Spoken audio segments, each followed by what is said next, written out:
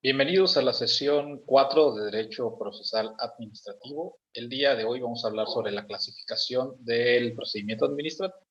Cada uno de los puntos, como son de oficio, petición de parte, oposición, elección, revisión, procedimiento sancionador y otras clasificaciones.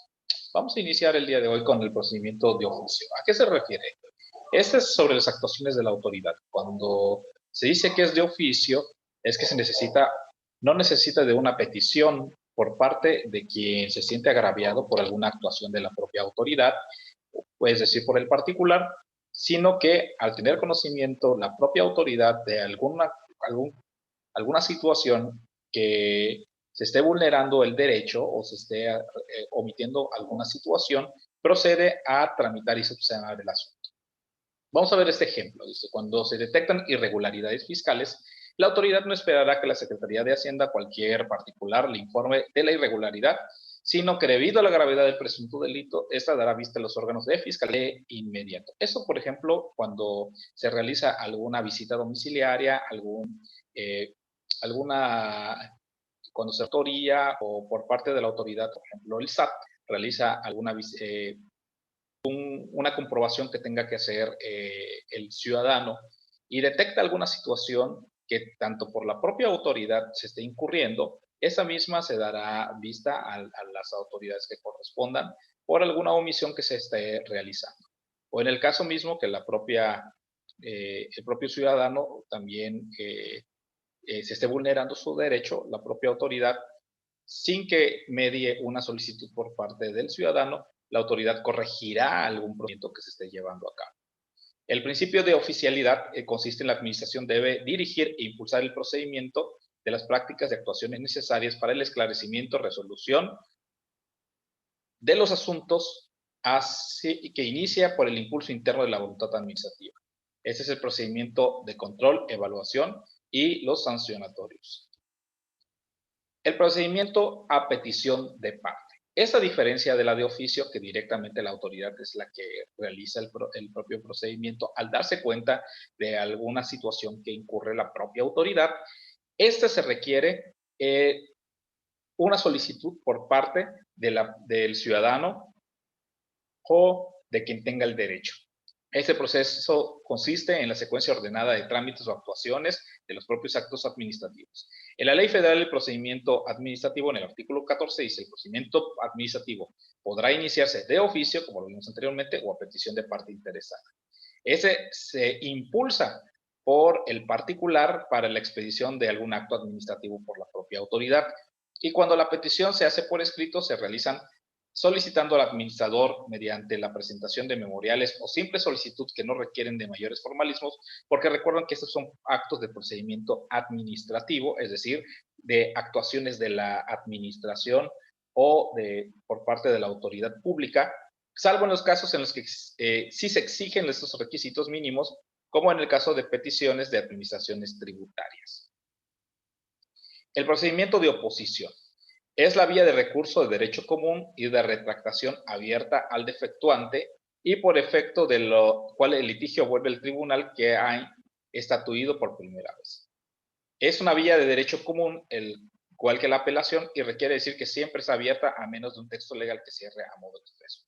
En el artículo 84 se establece la oposición de los actos de trámite en un procedimiento administrativo deberá alegarse por los interesados durante dicho procedimiento para su consideración y en la resolución se ponga fin al mismo. La oposición de tales actos de trámite se hará valer en todo caso al impugnar una resolución definitiva. El recurso de oposición, o también conocido como recurso de revocación. ¿Qué significa esto?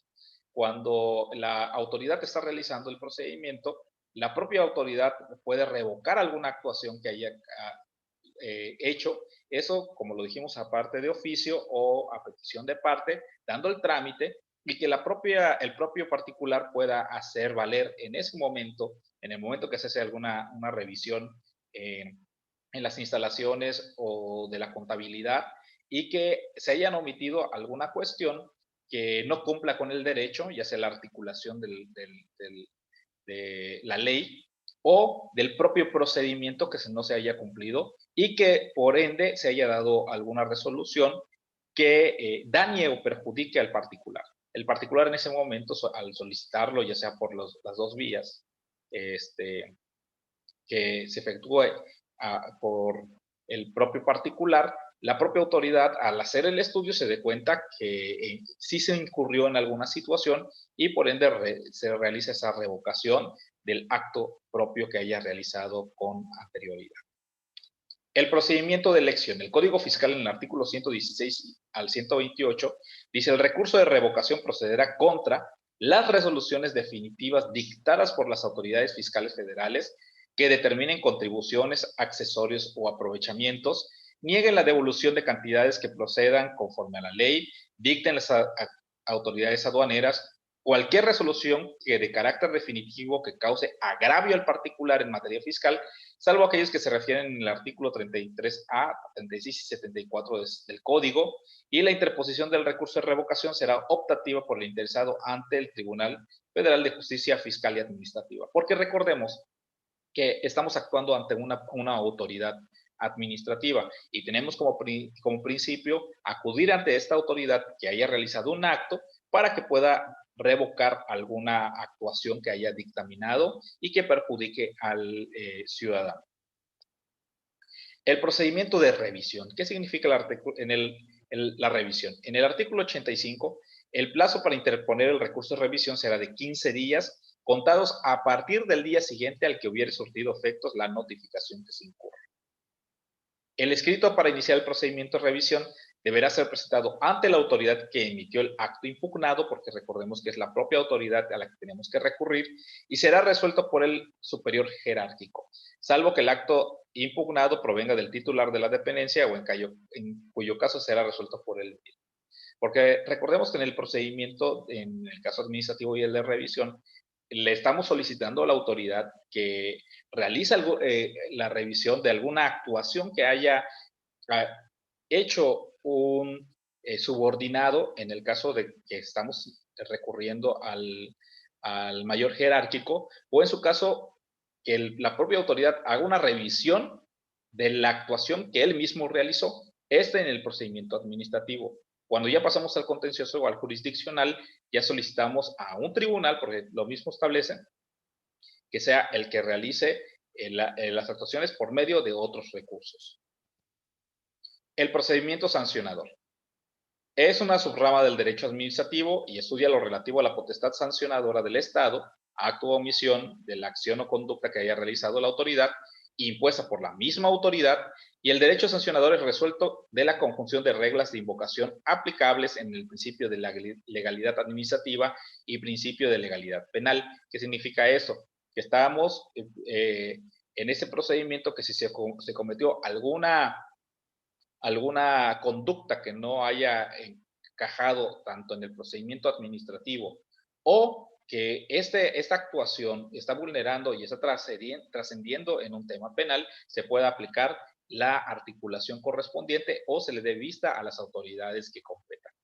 Los tipos de autoridad administrativa: tenemos las reguladoras encargadas de normar y vigilar áreas estratégicas del Estado, por ejemplo, el desarrollo económico, social y cultural, a través de las dependencias de Estado, y las policiales introducen el ordenamiento jurídico de las normas, es decir, los que supervisen que se estén cumpliendo con la propia normatividad. El procedimiento sancionador. En este procedimiento, ¿qué es lo que tenemos que determinar? Que cuando estamos recurriendo a la autoridad, tenemos que determinar el órgano administrativo al cual vamos a dirigirnos, que es la propia autoridad o el mayor jerárquico en el caso de la revisión. Nombre del recurrente y del tercero perjudicado si lo hubiere, lugar que se señale para efectos de la notificación en el caso de que nos hagan un procedimiento y que se vea afectado otra persona. Tenemos que también hacer vista al tercero perjudicado señalando en dónde se puede ser notificado para que también haga lo que su derecho corresponda.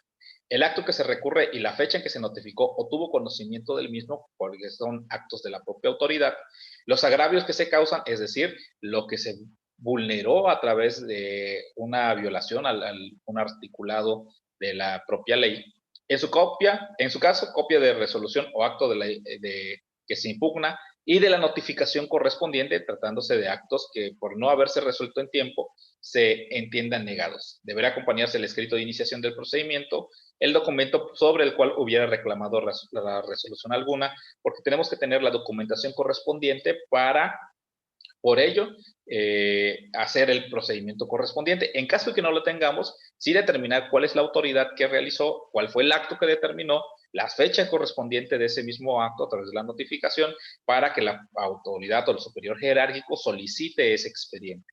Y las pruebas que se ofrezcan que tengan relación inmediata directa con la resolución o acto impugnado, debiendo acompañar las documentales con que cuenten, incluidas las que acrediten su personalidad en cuanto actúen en representación de personas morales.